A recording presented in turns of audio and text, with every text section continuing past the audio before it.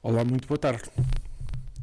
Mais uma vez estamos aqui reunidos neste canal Nova Era em Regeneração, um canal de espiritismo e espiritualidade também, no podcast No Seu Tempo. Hoje vamos regressar ao estudo do livro Os Mensageiros. Hoje vamos para o capítulo 24. O título é A Oração de Ismália. Mas antes de realmente passarmos ao estudo, os livros mensageiros, como mencionei, pelo espírito André Luís, este livro foi psicografado por Francisco Cândido Xavier.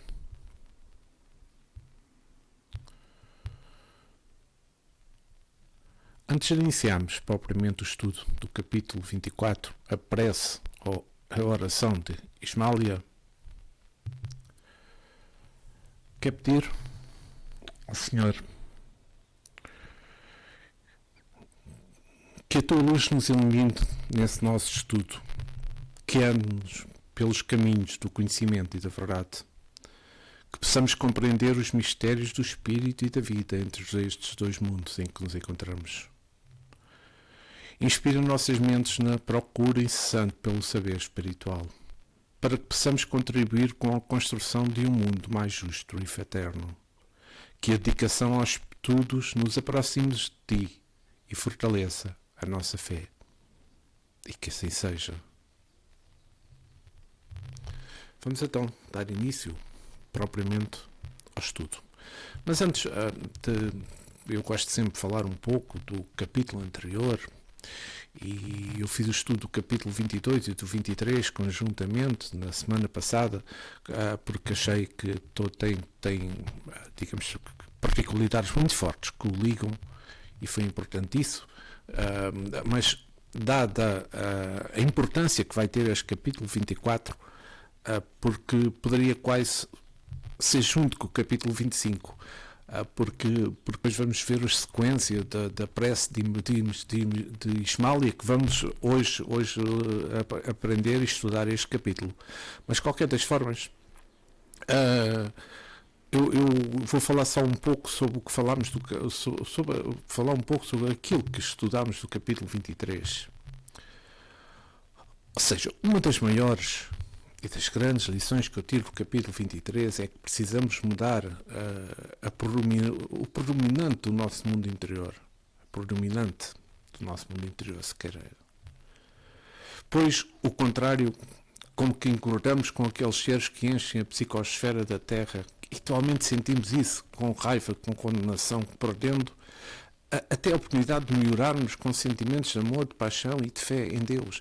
E nós sentimos isso porque este ambiente que estamos neste momento a sentir, a psicosfera da Terra está completamente carregada. Estamos num período também crítico, porque estamos perto da Páscoa. E é sempre um período que os ataques de seres inferiores abundam muito, apesar do sentimento e do valor que tem a Páscoa para os cristãos. Mas, é assim, nós observamos que a consciência do crime, da falta que nos acompanha inegavelmente em todos os cantos, sem qualquer saída, que é o que acontece, e expõe como refém dos seres que atuam como obsessores impiedosos, era o que eu estava a dizer. André Luís, no capítulo 23, examinando aquela adormecida, digamos assim, verifica as imagens do seu pesadelo particular, neste caso a senhora, o assassinato do seu companheiro embriagado. Isto é preciso realçar que ele não verifica o facto no seu tempo, mas com o conhecimento que se produz na mente infeliz daquela paciente. As imagens projetadas na tela mental, se bem se recorda, são a realidade que aconteceu no seu íntimo e que não foram realidades conhecidas no seu tempo na Terra, quando ocorreu exatamente o crime. O texto dá-me a entender que logo que o crime é cometido, está sobre o controle de espíritos inquisidores que a acompanham até o seu desencarno. Não sabemos bem o fim da história porque ela não foi narrada por André Luís, mas é possível que esta senhora tenha sido vista como uma inocente na cidade. Mas o seu interior lutava contra a sua cobardia. A covardia também contribui para que se negue a existência de Deus. Do que, por exemplo, porque ela não assumiu os erros que fez, os atos que fez, como é óbvio, das suas consequências e daí os pesadelos dos injustos onde ela está incluída. O mero fugir de culpas não torna o criminoso um ser livre. Podemos receber o perdão sincero das vítimas na nossa consciência. E isto foi das partes que eu tirei mais importantes deste capítulo 23 e vamos então dar início ao nosso estudo. Capítulo 24. A prece de Ismália. Dentro de poucos instantes reuníamos de novo ao grupo. O administrador fez um sinal luminoso, em forma triangular, e observei que todos os cooperadores se punham de pé, em atitude respeitosa. É o momento da oração no posto de socorro, disse Alfredo, gentil com o prestar-nos esclarecimentos, a prestar-nos esclarecimentos precisos. O sol desaparecera no firmamento, mas toda a cúpula celeste refletia o disco de ouro. Os tons crepusculares encheram as vinhanças de maravilhosos efeitos de luz, muito visíveis agora ao nosso olhar. Porque Alfredo, sem que eu pudesse conhecer o motivo, mandara apagar todas as luzes artificiais antes da oração. No centro dos pavilhões, a sombra se fizera de modo muito intensa. Mas o novo aspecto do firmamento, banhado em tonalidades sublimes, dava-nos a impressão da permanência em prodigioso palácio, em virtude do imenso teto azul iluminado à distância. Fundamente impressionado, procurei convizinhar-me mais do que pequeno grupo de companheiros. Do quadro colaboradores do castelo, apenas algumas senhoras permaneciam junto de nós, como se estivessem fazendo honrosa companhia à nobre Ismália. Os demais, homens e mulheres, mantinham-se nos lugares de serviço que lhes competia, não longe das criaturas mumificadas. Notei que, embora em estado, Anicete esquivou-se à chefia espiritual da oração, alegando que, por direito, essa posição cabia à devotada esposa de Alfredo. Ismália, num gesto de indefinível delicadeza, começou a orar, acompanhada por todos nós em silêncio, salientando-se, porém, que seguíamos a rogativa, frase por frase, atendendo à recomendação do nosso orientador, que aconselhou repetir, em pensamento, cada expressão, a fim de imprimir um máximo ritmo e harmonia ao verbo, ao som e à ideia, numa só vibração. Pois então, vou parar aqui e sobre o que falámos agora, porque fechamos. Aqui eu poderei realçar a importância da oração de Ismália como que simples e muito objetiva, não é? Isto é o principal. Uma oração que Ismália vai dizer dirigida a Deus. E quem o acompanha é em silêncio, em pensamento, repetindo palavra por palavra. É assim que se consegue dar força à vibração espiritual. O poder da oração, como todos sabemos, está na conexão do Deus e na fé que nos inspira a agir, a tomar decisões e a encontrar a paz. A oração pode ajudar a transformar vidas e a fortalecer a relação com Deus. No Evangelho segundo o Espiritismo, na ação da prece, transmissão do pensamento, no ponto 9, está escrito, e eu realcei para poder-vos falar convosco. A prece é uma invocação, mediante a qual o homem entra por pensamento, em comunicação com o ser a quem se dirige. Pode ter por objeto um pedido, um agradecimento ou uma glorificação. Podemos orar em nós mesmos ou por outrem, pelos vivos e pelos mortos. As preces feitas a Deus escutam-nos os espíritos incumbidos da execução de suas vontades. As que se dirigem aos bons espíritos são reportadas a Deus. Quando alguém ora a outros seres que não a Deus, falo recorrendo a intermediários, a intercessores, porquanto nada sucede sem a vontade de Deus. Isto aqui eu acho que é extremamente importante realçar, porque vejamos também no ponto 10, eu vou aqui só ler uma parte do ponto 10 também sobre a prece, que é o seguinte: o Espiritismo torna compreensível a ação da fé, da prece, explicando o modo de transmissão do pensamento, quer no caso que o ser a quem oramos acude ao nosso apelo, quer no que apenas chegue o nosso pensamento. Duas coisas distintas. Para aprendermos o que ocorre em tal circunstância, precisamos conceber, mergulhados no fluido universal que ocupa o espaço, todos os seres, encarnados e desencarnados, tal como nos achamos neste mundo, dentro da atmosfera. E é importante isto também, esse fluido recebe da vontade uma impulsão. Ele é o veículo do pensamento, como o ar é o veículo do som, com a diferença de que as vibrações com o ar são circunscritas, ao passo que as do fluido universal se estendem ao infinito. Eu quis realçar isto porque nós sabemos que o pensamento é energia e que a importância de nós orarmos a pedir pelos outros, a pedir por nós, a pedir por uma situação conjunta, N coisas. A oração é algo importante que devíamos de executar todos os dias. Oração agradecendo a Deus, agradecendo ao nosso irmão Jesus, pedindo ao nosso irmão Jesus, pedindo aos guias espirituais ajuda para o doente, para o pobre, para o necessitado, para o carente. Mas a oração não deve ser algo longo. A oração tem que ser precisa e objetiva. E é isso que vamos ver nesta oração que Ismália vai fazer. Porque, e como está escrito aqui no Evangelho segundo o Espiritismo, através do fluido universal, a oração pode chegar aonde nós quisermos.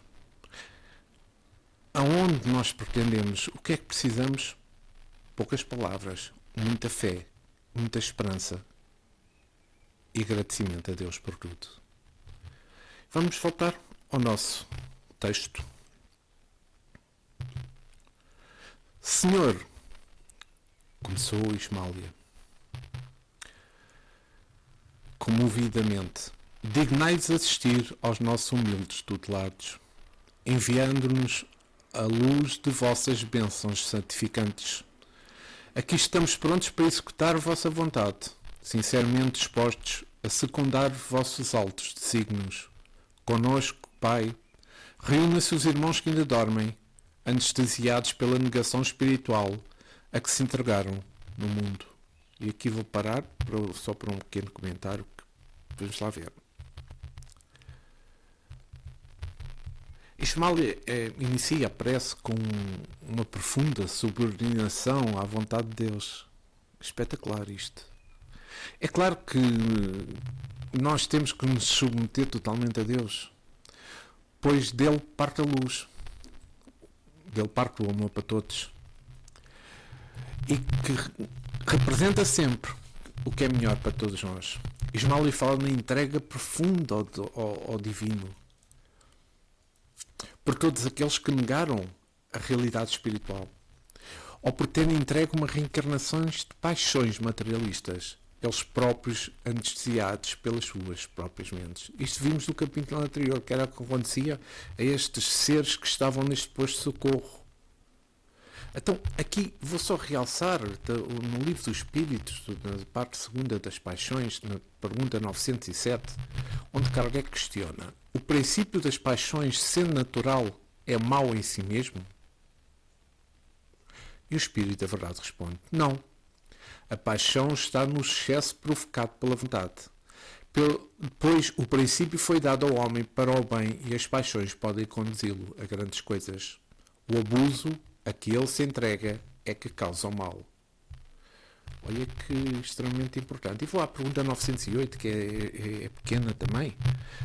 Como define o limite em que as paixões deixam de ser boas e más?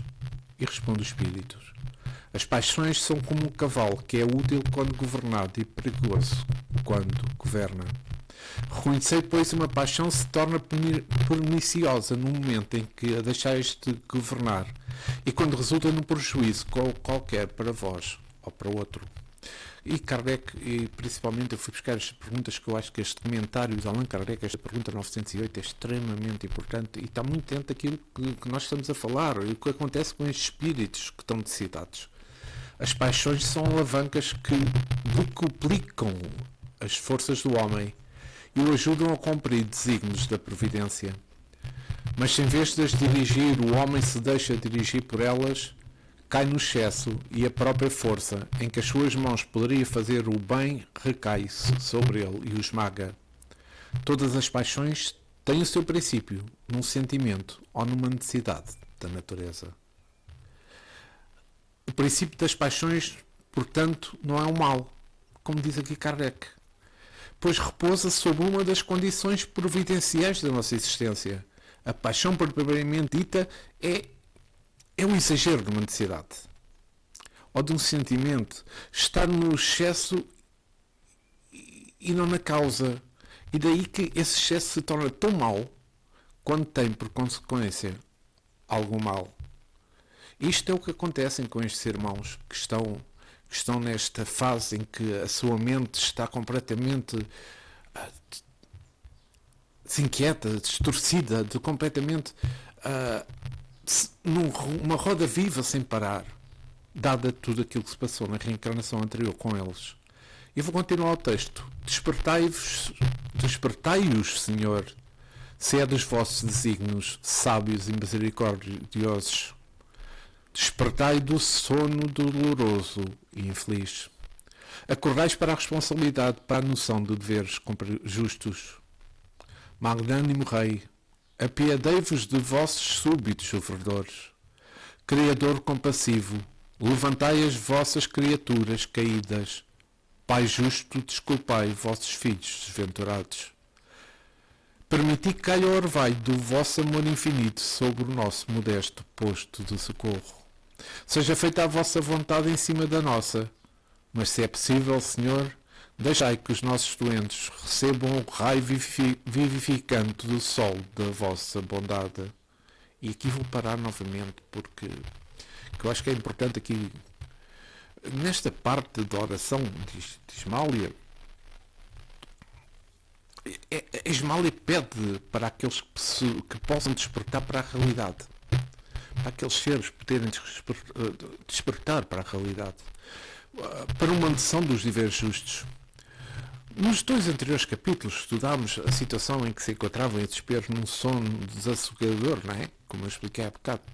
Então podemos refletir o seguinte: na nossa vida, no nosso dia-a-dia, será que estamos adormecidos ou estaremos acordados para a realidade espiritual da imortalidade? Pois sermos isto ou aquilo não depende das palavras, mas do que vai no nosso interior e das nossas ações. Isto será, pois, um bom momento de reflexão. Será que estamos adormecidos? Não estamos adormecidos. E daí eu falar num momento de reflexão para podermos entendermos o que andamos a fazer nas nossas vidas, com os nossos atos, com os nossos pensamentos, com as nossas palavras, para podermos evitar assim acordar-nos neste tipo de sono desorientador quando desencarnarmos para a nossa vida real, para a nossa vida espiritual. E vamos passar novamente ao texto.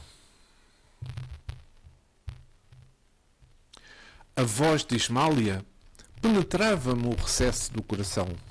Observando-a por um segundo, reparei que a esposa de Alfredo se transfigurara. Luzes diamantinas irradiavam de todo o seu corpo, em particular do tórax, cujo âmago parecia conter misteriosa lâmpada acesa. Em vista da ligeira pausa que imprimira a oração, observei a nós outros, verificando que os mesmos fenómenos se davam connosco, embora menos intensamente. Cada qual parecia ali representar uma expressão luminosa, gradativa. As senhoras que acompanhavam Esmália estavam quase sempre semelhantes a ela, como que trajavam soberbos costumes radiosos em que predominava a luz azul. Depois delas vinha o brilho, em brilho vinha a luz de aniceto, de um lilás surpreendente. Em seguida tínhamos Alfredo, cuja luz era verde, suave e sugestivo, sem grande esplendor. Depois deles vinham alguns servidores ostentando na fronte claridades sublimes, expressas em variadas cores, e logo após Vicentiam mostrávamos fraca luminosidade, a qual porém nos enchia de júbilo. Um júbilo intenso, considerando que a maioria dos cooperadores em serviço apresentavam um corpo obscuro, como acontece na esfera carnal. Com voz pausada e comovedora, Esmália prosseguiu. Temos ao nosso lado, Senhor, infortunáveis mães, que não souberam descobrir o sentido sublime da fé, resvalando imprudentemente nos despenhadeiros da indiferença criminosa.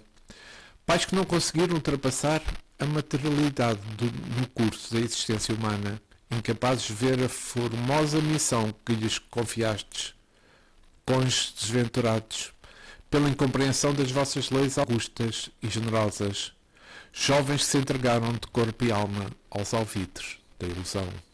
E aqui vou parar. Fazer aqui um pequeno comentário. No texto, quando André Luiz menciona luzes diamantinas irradiavam de todo o corpo, em particular do tórax, cujo âmago parecia conter misteriosa lâmpada acesa. Aqui, ou seja, tão profunda era a oração que Esmália estava a fazer, que acendeu-se como que um farol nela, irradiando luz. O tórax, como todos sabemos, é um tal chakra do sentimento. E nesta parte temos como que uma reflexão de André Luiz sobre o movimento das cores que por ali estavam. Para nós encarnados, nós não conseguimos imaginar ao certo o que André Luiz acaba de narrar. Podemos adjetivar, falando disto ou aquilo, mas não passará disto somente. Porque uma verdadeira noção, isso não temos. Pensemos conjuntamente. O que sempre nos informaram os espíritos que, enquanto na Terra podemos nos esconder atrás das mentiras, isso não acontece no plano espiritual. Cada um de nós mostra aqui o que realmente somos. Aqui eu falo, cada um de nós, eu falo dos seres que estavam no posto e não de nós aqui no sentido aqui terra, não. Ou seja, cada um dos seres que estava no posto de socorro reflete aquilo que realmente é pela luz.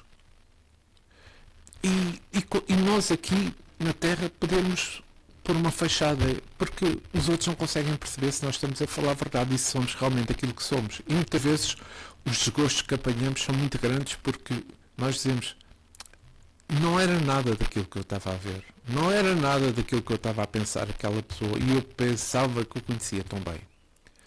Mas quando chegamos ao plano espiritual, nós revelamos aquilo que somos. Nós revelamos aquilo que éramos na Terra quando desencarnarmos. A luz que aqui André Luiz fala é a natureza espiritual que nós verdadeiramente somos.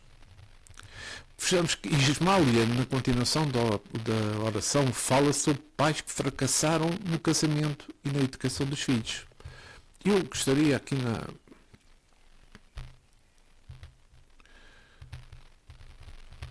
falar do seguinte: sobre as parecências físicas e morais, que isto está no livro dos Espíritos, no capítulo 200, na questão 208, perdão, capítulo 4, na pluralidade das existências, sobre as parecências físicas e morais pais-filhos. A pergunta é a seguinte: nenhuma influência exercem os espíritos dos pais sobre o filho depois do nascimento deste? Esta pergunta é importante porque eu estou a relacionar porque aquilo que Ismália disse, que os pais falharam na educação e os filhos falharam. Vamos ver se entendem o meu ponto de vista. Vou repetir. Nenhuma influência exerce os espíritos dos pais sobre o filho depois do nascimento deste? E o Espírito da Verdade responde: ao contrário, bem grande influência exercem. Conforme já dissemos, os espíritos têm de contribuir para o progresso uns dos outros. Pois bem, os espíritos do Pai têm a missão de desenvolver os de seus filhos pela educação. Constituído isso uma tarefa, tornando-os culpados se vierem a falir no seu desempenho. Ora, aí está porque é que eu fui buscar isto. Porque exatamente Ismael pedia perdão pelos pais que erraram. E eu só vou ler uma parte que eu adoro do Espírito Miramês sobre esta pergunta 208 do Livro dos Espíritos, onde ele diz que alguns pais conseguem passar para os seus filhos a esperança de Cristo. Educação espiritual nas linhas do Evangelho de Jesus Cristo. Deus une as criaturas para a ascensão dos seus próprios filhos. Qual a finalidade da família, então? É o crescimento das almas, rompendo barreiras e alcançando a vida em estado de graça na luz do amor. Felizes os filhos que adquirem qualidades morais semelhantes às dos pais, e muitos mais felizes aqueles que os ajudam a ampliar a conduta em Cristo. Perceberam para que é que eu fui buscar esta pergunta 208 do Livro dos Espíritos? Acho que se encaixa completamente naquilo que estivemos a falar. E vamos voltar ao texto. Muitos deles atolaram-se no patamar do crime, agravando débitos dolorosos. Agora dormem, Pai, à espera de vossos desígnios santos. Sabemos, contudo, Senhor, que este sono não traduz repouso do pensamento. Quase todos os nossos asilados são vítimas de terríveis pesadelos por terem olvidado no mundo material os vossos mandamentos de amor e de sabedoria. Sob a imobilidade aparente, movimenta-se o espírito em aflições angustiosas que por vezes não podemos sondar. São eles, Pai, vossos filhos transviados e nossos companheiros de luta necessitados de vossa mão paterna para o caminho. Quase todos se desviaram da senda reta, pelas sugestões da ignorância, que como aranhas gigantescas nos círculos carnais tece os fios da miséria, enredando destinos e corações. Deprecando vossa misericórdia para eles, rogamos igualmente para nós a verdadeira noção da fraternidade universal. Ensinai-vos a transportar as fronteiras de separação, para que vejamos em cada infeliz o irmão necessitado do nosso entendimento. E aqui vou parar novamente.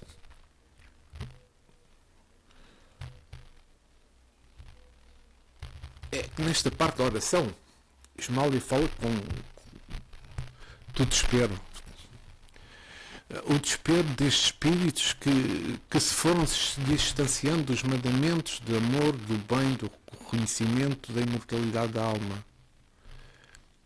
Ismália demonstra que todos os que ali estavam já omitiram esses mandamentos, mas apenas alguns conseguiram superar essa omissão. Acho que é importante realçar nesta última parte que lemos da oração de Ismália, onde está: ensinai-vos a transpor as fronteiras de separação, para que vejamos em cada infeliz o irmão necessitado do nosso entendimento. E que importante é esta frase de Ismália. Ela pede a Jesus que todos os que ali se encontram com ela possam ver aqueles espíritos como os seus irmãos necessitados do seu entendimento.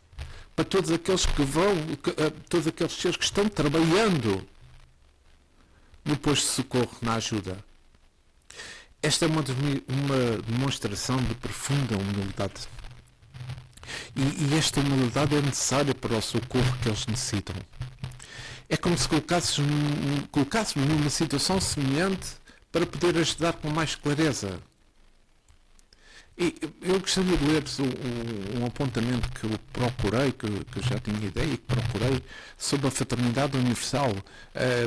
Um trecho da edição de setembro de 1861 da Revista Espírita de Kardec escreve que as instituições que eram magníficas há 5.000 anos são velhas hoje. O objetivo que elas estavam destinadas a atingir está ultrapassado. Não podem mais bastar à sociedade atual. Um novo progresso se prepara, sem a qual todas as outras melhorias sociais estão sem base sólida. Esse é o progresso da fraternidade universal, da qual Cristo lançou as sementes e que germam no Espiritismo.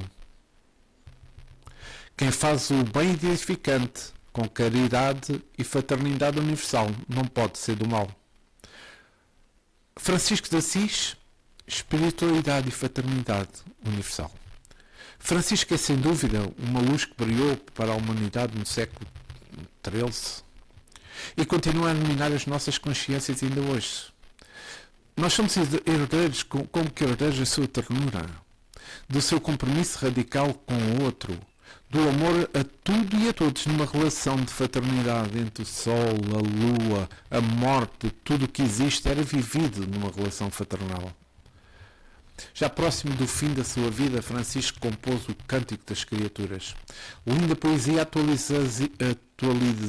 muito atual e ecológica que compreende a íntima relação da vida em todas as manifestações com tudo o que existe.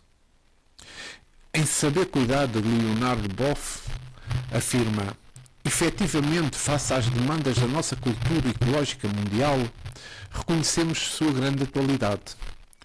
Somos velhos, ainda aferrados ao modo de ser do trabalho, dominação, agressão da natureza. São Francisco, no entanto, é verdadeiramente alternativo por ser radical de ser cuidado por respeito, veneração e fraternura. Fraternura é uma palavra, eu já explico. E fraternura para todas as coisas. Esta fraternura, fraternura é a palavra latim de fraternitas. A etimologia da palavra fraternidade tem um significado mais direto. Designa relação do parentesco, famílias, ambiente onde normalmente deve prevalecer as relações orientadas pelo afeto recíproco entre os membros da mesma família, mas também indica o sentimento que pode existir, entre outras. Que grande coração tinha São Francisco de Assis. E vamos continuar o nosso texto. Ajudai-nos a compreensão, a fim de que venhamos a perder todo o impulso acusado nas estradas da vida. Ensinai-nos a amar como Jesus nos amou. Também nós, Senhor, que aqui vos julgamos, fomos leprosos espirituais, cegos do entendimento, paralíticos da vontade, filhos prodígios do vosso amor. Também nós já dormimos em tempos idos no posto de socorro da vossa misericórdia. Somos simples devedores, ansiosos de resgatar imensos débitos. Sabemos que vossa bondade nunca falha e esperamos confiantes a bênção de vida e de luz. E aqui, parando o texto neste momento, que eu acho que é de veras importante, é que quando Jesus, como todos sabemos, orientava e curava os leprosos, os cegos, os paralíticos, ele dirigia-se ao espírito e não somente, como muitos dizem, ao corpo físico. Nós que habitamos a Terra, assim, coisa terrível de cabeça. Nós que habitamos na Terra neste modo, de certeza que já fomos cegos ao entendimento das verdades da vida e das leis de Deus. Nós já crescemos. Nós não éramos assim na última reencarnação. Ou leprosos, pelas entregas que nós tivemos às paixões materiais, ou mesmo paralíticos, por não termos sabido encaminhar de forma orientada a nossa vida para o que temos que fazer. É que a frase "já fomos leprosos, cegos e paralíticos" É uma referência ao Evangelho de Mateus, em que Jesus diz que os leprosos são purificados, os cegos recuperam a vista e os paralíticos andam.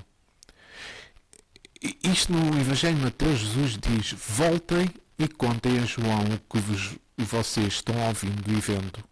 Os cegos recuperam a vista, os paralíticos andam, os leprosos são purificados, os surdos ouvem, os mortos ressuscitam e aos pobres é anunciada a boa notícia. Esta é uma passagem bíblica do Evangelho de Mateus, no capítulo 11, versículo 2 a 12. E também uma nota do livro de André Luiz, do livro O Mecanismo da Mediunidade, no capítulo 22, Sangue e Fluidoterapia, onde está escrito que, salientando-se que o sistema sanguíneo no corpo físico representa o conjunto de energias circulantes no corpo espiritual, ou seja, o psicossoma, que é isto, corpo e alma, energias essas tomadas em princípio pela mente através da respiração ao reservatório incomensurável do fluido cósmico, e para ele que nos compete voltar a atenção no estudo de qualquer processo fluidoterápico de tratamento ou de cura, relacionados com os centros psicossomáticos, os variados núcleos da vida sanguínea produzem os grande coletividade corpusculares das hemácias dos leucócitos, trombócitos,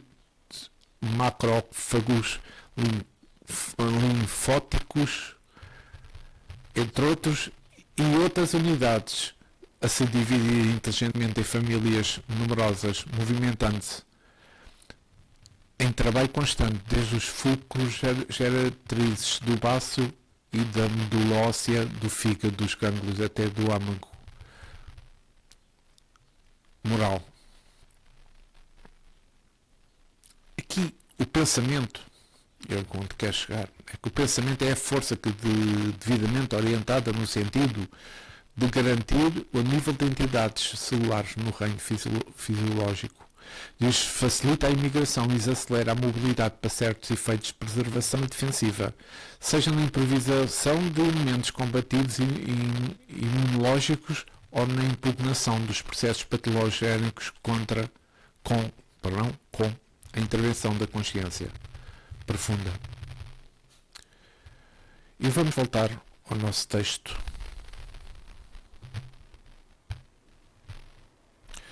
Fizera Ismália nova pausa, mas agora mais longa. Enxuguei os olhos umedecidos de pranto. Suave calor, todavia, apossava-se-me da alma, e era tão intensa era essa nova sensação de conforto que interrompi a concentração de mim mesmo, a fim de olhar em torno. Fixando distintamente o alto, enxerguei maravilhado grande quantidade de flocos esbranquiçados, de tamanhos variados, a caírem copiosamente sobre nós que orávamos, excepto sobre os que dormiam. Tive a impressão de que eram derramados do céu sobre nossa fronte, caindo com a mesma abundância sobre todos, desde Ismália ao último dos servidores. Não cabia em mim a admiração quando o novo fenómeno me surpreendeu. Os flocos leves desapareciam ao tocar-nos, começando porém a sair da nossa fronte e do peito grandes bolhas luminosas, com a colaboração da claridade de que estávamos revestidos, elevando-se no ar e atingindo as múmias numerosas. Ainda aí reparava o problema da gradação espiritual. As luzes emitidas por Ismália eram mais brilhantes, intensas e rápidas, alcançando muitos enfermos de uma só vez. E aqui vou parar o texto. Isto é que André Luiz me está a narrar, é interessante, mas com lógica, claro. Vamos lá ver. Os flocos coloridos caíam sobre a testa dos servidores, sobre a fronte dos servidores, porque eram assimilados com base na condição de cada um deles, ou seja, no seu grau de evolução espiritual, o seu grau de gradativo espiritualmente. Pois num posto de socorro como este, muito próximo já da crosta da terra, numa zona de bastante sofrimento, espíritos que trabalham no bem e em prol dos outros conseguem se sintetizar na luz com o alto. E que importante isto é. Nas ofertas deste caso de luzes do céu. É algo sublime que nós não conseguimos imaginar aqui na Terra. Mas falamos aqui da gradação espiritual, que é a escala de evolução dos espíritos, elaborada por Kardec. Pois as luzes de Ismália eram brilhantes e intensas, e alcançavam todos os doentes de uma só vez. Olha que importante isto. Isto numa intensidade mais intermédia das senhoras do seu círculo pessoal, depois a Nicete, depois os restantes. Começou pelas luzes, pelos flocos. E depois, mas o importante disto é que cada um colabora de acordo com a sua escala de evolução espiritual. É assim mesmo. Eu poderei estar a fazer um passo a alguém.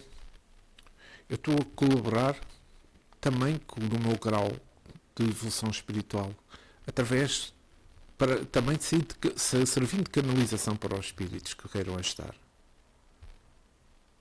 Se nós temos uma oração conjunta no sentido de pedir por alguém, pedir por algo, cada um adiciona o seu bocadinho, que já é possível adicionar de ajuda ao próximo. É isto a escala de evolução espiritual. Nem em cada planeta, em cada zona, em cada país, em cada mundo, não existe só um grau de evolução nos espíritos. Senão acabava por ser monótono. Nós não precisávamos ajudar os outros porque os outros já sabiam o que haviam de fazer. Eles não precisavam ajudar nós já sabíamos o que é que havíamos de fazer. E não é o que acontece aqui na Terra. Não é o que acontece em mundos como a Terra. E não é o que acontece em nenhum mundo. Porque em todos os mundos que existem, sejam mundos mais elevados do que o nosso, ou mundos menos elevados do que o nosso, existem sempre diversos graus na escala espírita, ou melhor, diversos seres com graus diferentes na escala espírita. Vamos continuar. Só um pouco.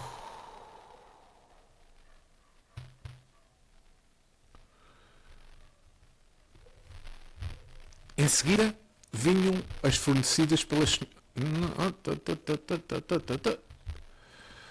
Peço imensa desculpa. Observando-me o assombro, a Nicete falou-me aos ouvidos.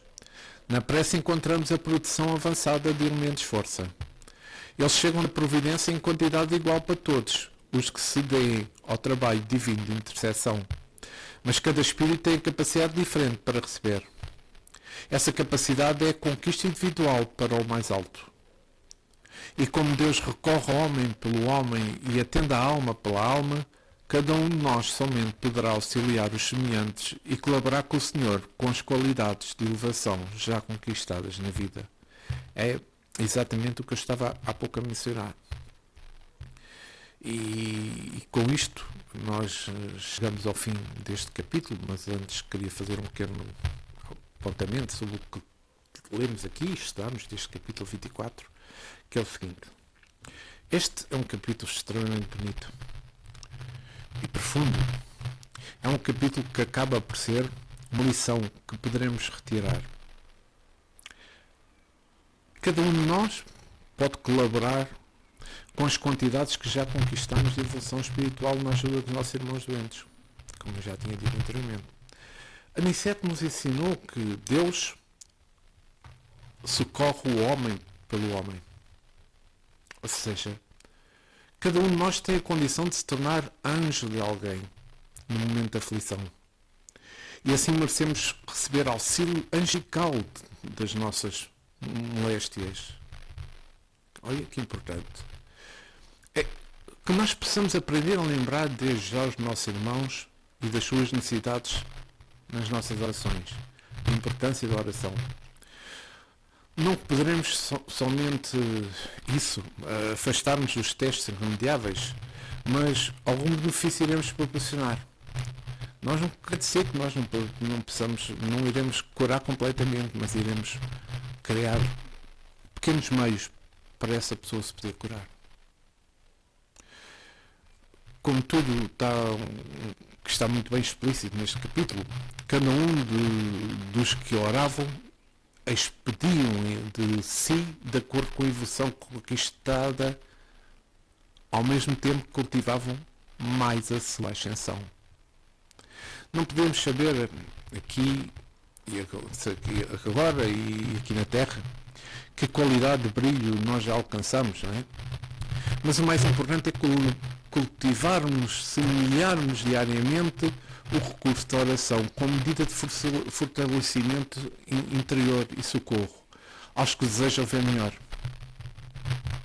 Normalmente estamos disponíveis à oração quando estamos bem, tranquilos, sem problemas imediatos. Contudo, devemos ver que os estudos nos apontam para a necessidade de oração nas aflições, nas revoltas, já que é nesses momentos que podemos dominar esse ser mesquinho inferior que habita entre nós, dentro de nós, naqueles momentos. E não esqueçamos da oração de agradecimento. A oração de agradecimento pelo auxílio divino é também uma demonstração de amadurecimento, e reconhecimento da paternidade celeste e do seu devotado amor. Pois é um capítulo extremamente importante e no capítulo 25 vamos ver as consequências desta oração. Mas este leva-nos a pensar e devemos refletir realmente aquilo que somos aqui na Terra. Nunca é tarde para podermos corrigir. O Espiritismo ensina isso mesmo. Todos os dias é um novo amanhecer. Todos os dias é um novo dia. Para nós podermos retificar aquilo que sabemos que fizemos errado anteriormente. Para nós podermos crescer espiritualmente com Jesus no nosso coração e Deus sempre presente nos nossos pensamentos. Mas antes, queria fazer a seguinte oração. Senhor, ensina-nos a orar sem esquecer o trabalho. A dar sem olhar a quem. A servir sem perguntar até quando. A sofrer sem magoar, seja quem for. A progredir sem perder a humildade. A semear o bem sem perder os resultados. A semear o bem. Perdão, sem pensar nos resultados. Desculpem. Que Deus me perdoe. Vou repetir. Sim. Peço imensa desculpa, mas foi uma carga que me passou. Senhor, ensina-nos a orar sem esquecer o trabalho. A dar sem olhar a quem. A servir sem perguntar até quando. A sofrer sem magoar, seja quem for. A progredir sem perder a humildade. A semear o bem sem pensar nos resultados. A desculpar sem condições. A caminhar em frente sem contar os obstáculos. A ver sem maldade. A escutar sem deteriorar os assuntos. A falar sem ferir. A compreender o próximo sem exigir conformidade. A respeitar os semelhantes sem lamentar estima. A dar o melhor de nós além da execução do nosso próprio dever sem cobrar taxas de conhecimento. Senhor, fortalece em nós a nossa paciência para com as dificuldades dos outros, assim como precisamos da paciência dos outros para com as nossas dificuldades. Ajuda-nos para que a ninguém façamos aquilo que não desejamos para nós. Auxilia-nos sobretudo a reconhecer que a nossa felicidade mais alta será invariavelmente aquela de cumprir os desígnios, onde e como queiras, hoje, agora e sempre. Amém. E que assim seja. Obrigado a todos os que partilharam comigo este momento. Este momento de estudo deste capítulo 24 dos livros mensageiros do Espírito André Luís. Para a semana voltaremos com o capítulo 25. Espero que tenha sido um estudo do vosso agrado, da vossa compreensão, e que possa ter dado luzes para nós pensarmos, para nós meditarmos sobre nós e sobre aquilo que queremos quando chegamos ao plano espiritual. Um bem-aja para todos, muita paz, muita saúde.